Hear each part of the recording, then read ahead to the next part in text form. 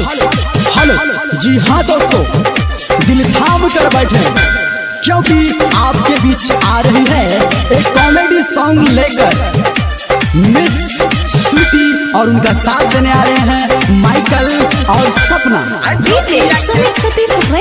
अभी आप सुन रहे हैं लगन सिर्फ की शानदार प्रस्तुति। हम हई बाबा लहंगा के पुजारी, मिली तुम्हारी न तो बाल ब्रह्मचारी,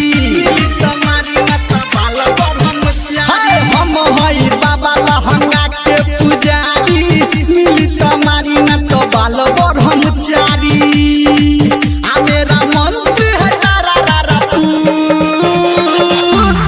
छौरिया के घर में लाके ढूक, वो छौरिया के घर में लाके ढूक, आई छौरिया के घर में लाके ढूक, वो छौरिया के घर में लाके ढूक। डीजे सुमित सतीश बाय पावन स्टार धर्मेंद्र निर्मलिया।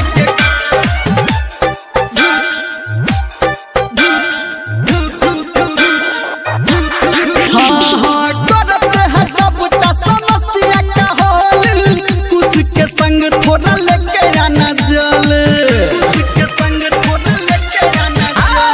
करते हैं सबटा समस्या का हल, उसके संग थोड़ा लेके आना जल। आज तो बड़ा का समस्या है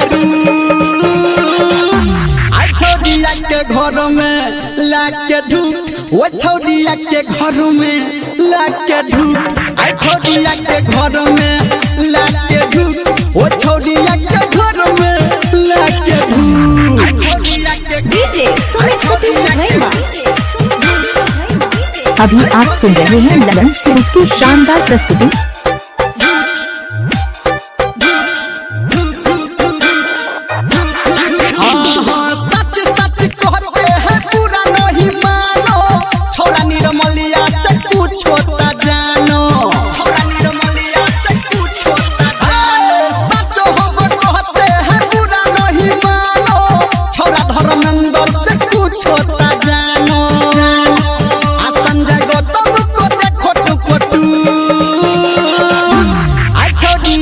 घर में लाके ढूक, वो छौरिया के घर में लाके ढूक, आई छौरिया के घर में लाके ढूक, वो छौरिया के घर में लाके ढूक। हम हई बाबा लहंगा के पुजारी, मिली तुम्हारी न तो बाल ब्रह्मचारी।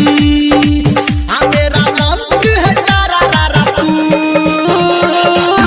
आई छौरिया के घर में लाके ढूक, वो छौरिया के घर में लाके ढूक, वो छौरिया के घर में